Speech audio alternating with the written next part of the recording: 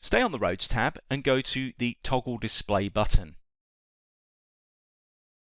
In there, we're going to go to the Section Sample Lines tab at the top.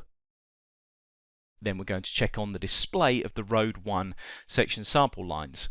You'll see in the drawing we've got these yellow lines being drawn. Click OK. These are what's known as section sample lines. When we originally created our Road 1 string, we told the software to generate a cross-section every 25 feet. So that's what these yellow lines represent. Now, they are useful because they'll help us see how we can transition our template very shortly. In the meantime, you may find with very short strings that the line length that you can see here can be a little bit obstructive with your view. You can reduce the length of these lines by going to the Active Drawing Settings button found on the Roads tab in the ribbon. In there, you can go to the Miscellaneous tab. And currently, the line or the graphic is being drawn 15 feet past the last code on our string, which happens to be the daylight.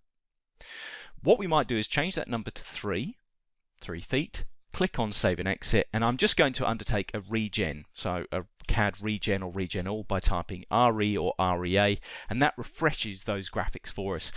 You can change that number whenever you wish, and you may find that having that shorter sample line length provides you with a little bit more clarity in the drawing.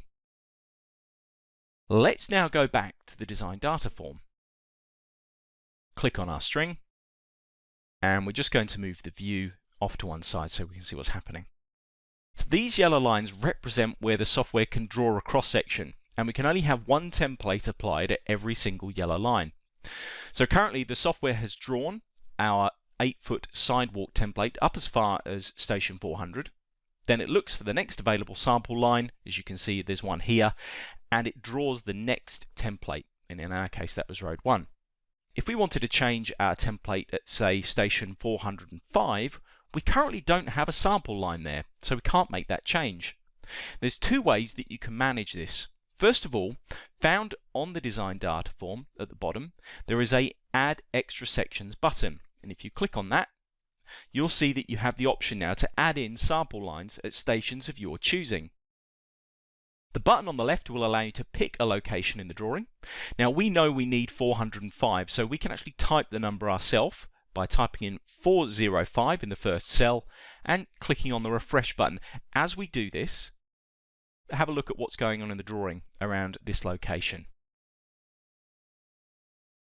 You'll see that we have at 405 feet that sample line being added in. You can then remove it by blanking the cell and hitting refresh. The software now doesn't have a sample line to use.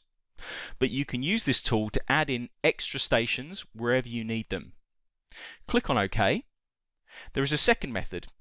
When you select the first template entry, you can type in the number that you need. So we'll type in 405. Down the bottom, we're going to click on Add Update. And for the second entry, we're also going to type in 405 and click on Add Update and Auto Model. Now you can see in the drawing we've had no change whatsoever, even though we typed in a number where we want the change to happen. The reason why is because we need to actually tell the software when we create these entries to add the extra sample lines in for us. But on the first entry, we need to check the box here which says create a chainage at end, which basically says create a sample line for me at this location because I don't have one there. When we do that, we can click on Add Update. We can go to the second entry, click on Create Chainage at Start, Add Update. We still don't get any change. The reason why is because this button here, Add Data Entry Chainages, needs to be clicked on. So we're going to click on that button. You'll have seen in the drawing environment that that sample line has been created. So if you do want to add your own custom sample line at a station of your choosing, you need to check the box, first of all, which represents which station you're editing, and click on the Add Data Entry Chainages to enforce that. We can click on Auto Model, and that change has happened.